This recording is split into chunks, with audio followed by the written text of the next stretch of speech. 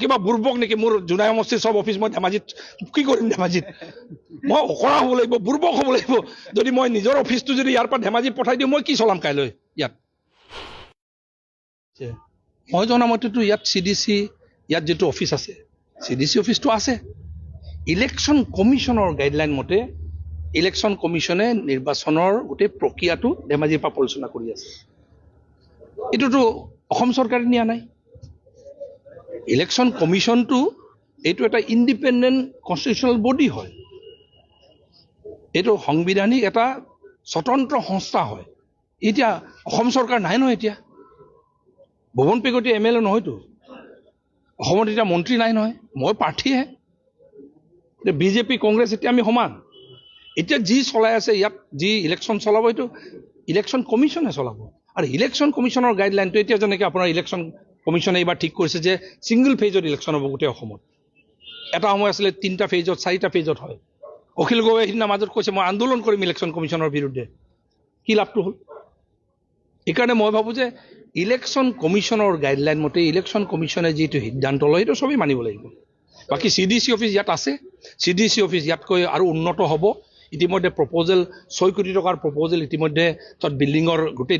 drawing design ready হৈছে আমি CDC office অতি সোনকালে নিৰ্মাণ কৰি ইয়াত আধুনিক অফিস এটা কৰি পেলাম য'ত পঞ্জীয়কৰ অফিস থাকিব সাৰ্কেল অফিস থাকিব সব একেলগে থাকিব ইন্টিগ্ৰেটেড অফিস থাকিব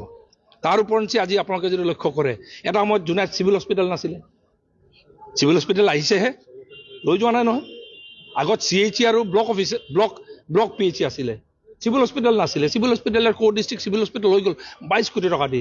আগত একলব্য মডেল ৰেসিডেন্সিয়েল স্কুল নাছিলে আহিছে 60 কোটি টকা স্কুল আহিছে আগত আপোনালোকে চাব জলসম্পদ বিভাগৰ ইয়াত অফিস নাছিলে এটা 2 কোটি টকা খৰচ কৰি জলসম্পদ বিভাগৰ অফিস নিৰ্মাণ কৰা হ'ল ব্ৰহ্মপুত্ৰ আগৰ যে আপোনাৰ এইটো ব্ৰহ্মপুত্ৰ কন্ট্ৰোল বোৰ্ডৰ মাটিত এটা আপোনালোকে চাব আগত আমাৰ হায়াৰ সেকেন্ডাৰী এইটো স্কুল কেম্পাসটো যদি সাইকিটো অৱস্থা আছিলে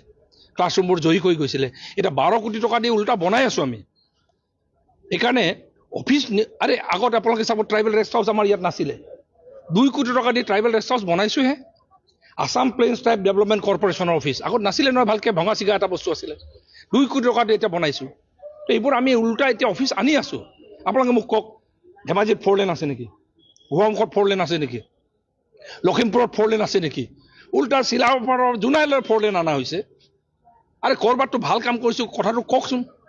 কত অফিস গৈছে এটা অফিস যোৱা নাই মিছা কথা পিডব্লিউডি অফিস এতিয়া আমি উল্টা প্ৰপোজাল দি থৈছো ইয়াত পিডব্লিউডি অফিসটো ইয়াতে আৰু কেম্পাসত নতুন পিডব্লিউডি বিল্ডিং হ'ব সিডিসি এতিয়া নতুন বিল্ডিং হ'ব এতিয়া যোনটো এইটো আৰু ৰিপেয়াৰ নকৰো আৰু নতুন যেনেকৈ ধেমাজিত আপোনালোকে চাইছে নহয় কেনেকুৱা আধুনিক অফিস হৈছে একে ধৰণৰ আধুনিক অফিস এবছৰৰ ভিতৰত নিৰ্মাণ কৰি শেষ কৰিম আমি মই কৰ্মচাৰী পৰিষদৰ পক্ষতে মই আছো ইলেকশন কমিশনক তেখেতসকলে কক এটাতো মই এমএলএ নহয় মই কলে ইলেকশন কমিশনে শুনিব নেকি মই প্ৰাৰ্থী হয়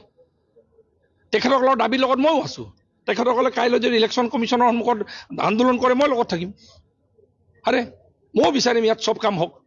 মই কিবা বুৰ্বক নেকি মোৰ জোনাই সমষ্টিৰ সব অফিস মই ধেমাজিত কি কৰিম ধেমাজিত মই অকৰা হ'ব লাগিব বুৰ্বক হ'ব লাগিব যদি মই নিজৰ অফিসটো যদি ইয়াৰ পৰা ধেমাজি পঠাই দিওঁ মই কি চলাম কাইলৈ ইয়াত জোনাই সমষ্টিত মই কি চলাম তো এইকাৰণে এইবোৰ কথা অপপ্ৰচাৰ এতিয়া ইস্যু নাই চাওক 4 লেন ইমান ধুনীয়া 4 লেন নিৰ্মাণ হৈছে মানুহে কংগ্ৰেছে এআইৰে নিৰ্মাণ কৰিছে বুলি ক'বলগীয়া হৈছে ইমান ধুনীয়া 4 লেন হৈছে একলব্য মডেল স্কুল হৈছে সবতকৈ নামী স্কুল ভাৰতবৰ্ষৰ ভিতৰত ইয়াত 60 কোটি হস্পিটেল হৈছে স্কুল হৈছে 22 কোটি টকা হস্পিটেল হৈছে এতিয়া লাহে লাহে অপাৰেশ্যন থিয়েটাৰ আৰম্ভ হৈ গ'ল আপোনালোকে চাওক এতিয়া ডায়ালিচিছ চেণ্টাৰ আৰম্ভ হৈ গ'ল আধুনিক এতিয়া সব ফেচিলিটি আমি পোৱা আৰম্ভ কৰিম ইয়াতে